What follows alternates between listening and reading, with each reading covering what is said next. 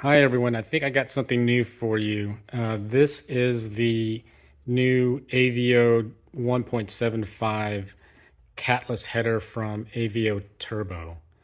I got this from Dynotronics, and I think it's actually a pretty quality piece. I've never seen anybody else install this and haven't heard any reviews on this, so I thought I'd go ahead and install it and share my thoughts with everyone.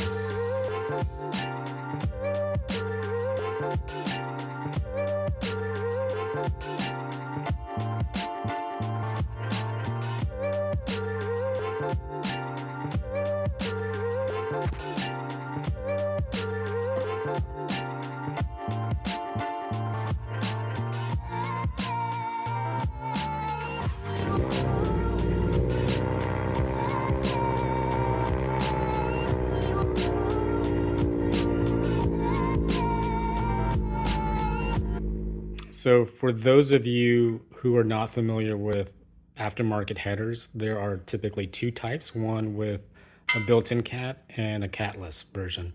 This, of course, is going to be your catless version. The primary difference is that a catted version, they actually have the catalytic converter built in, and you would have an O2 sensor before and after the cat.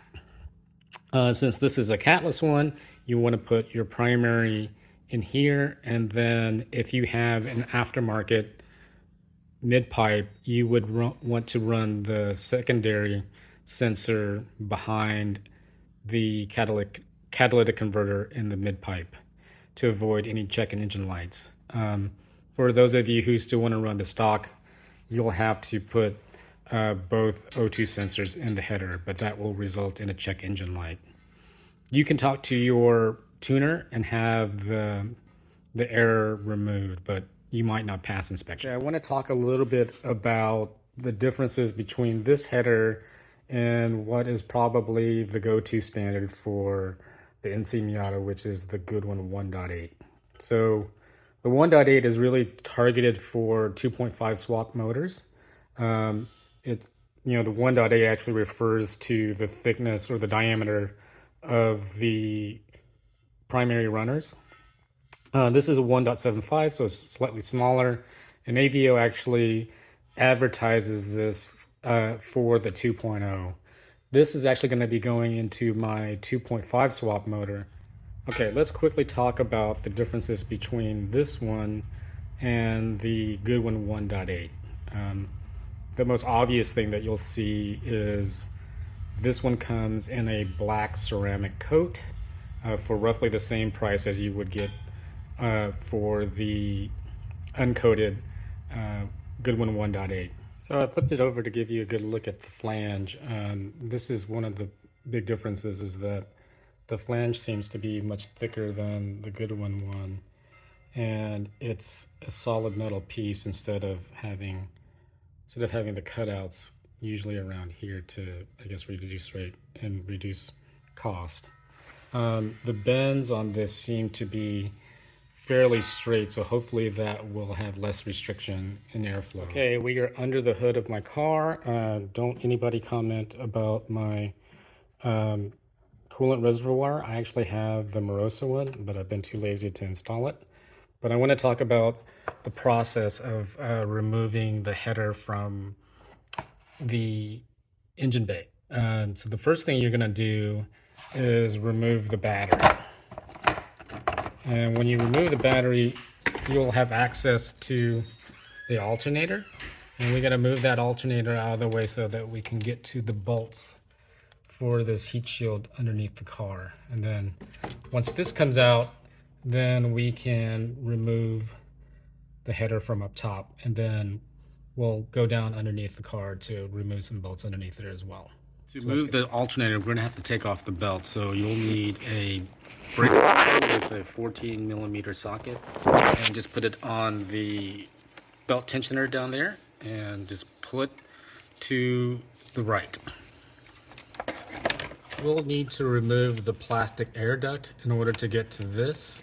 There is a bolt right there, a 10mm bolt that we'll need to remove to get off that plastic air duct.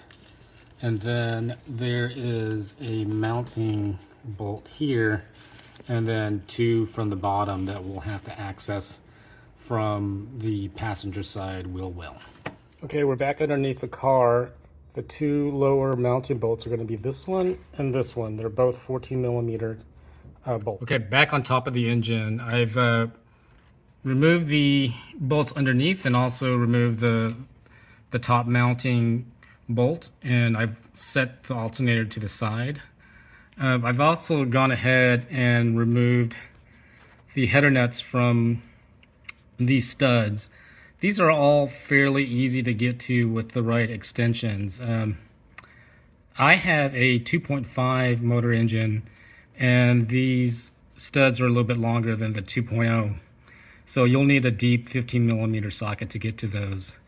So most of them have been relatively easy to get to with the right extensions, with the exception of that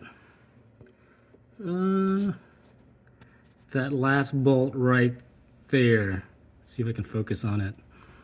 I think this is going to require a box wrench, and I'll use the two wrench technique to get some leverage. I'll go ahead and explain what the two wrench technique is. You'll want to get the box in on the nut itself, and then you'll take a larger wrench. In my case, I use the 7/8 wrench, and you put it into the open end and then just pull up, and that will give you some leverage. Okay, back under the car again. There is going to be another bolt behind this bracket. It's already been removed on this car, so I'm not going to show you its removal. The last thing we'll need to do is remove the header from the mid pipe, and that's going to be these. Let me move the lighting.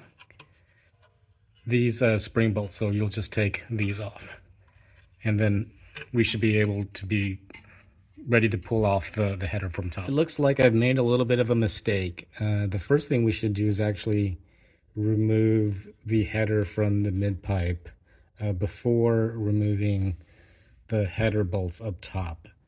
By removing the header bolts, we don't have enough resistance, and basically this whole mid pipe is moving while we're trying to remove the nut. So I'm going to head back up and put the head bolts back on, and then we'll come back down here and remove these. All right, the moment has finally come for me to remove the header from the engine bay.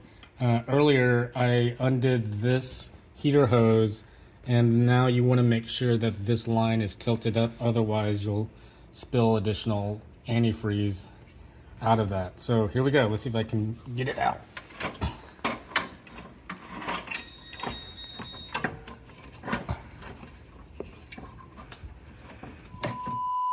One eternity later, 3 days. Finally, that header is out, but now comes another challenge. We need to get the new header in.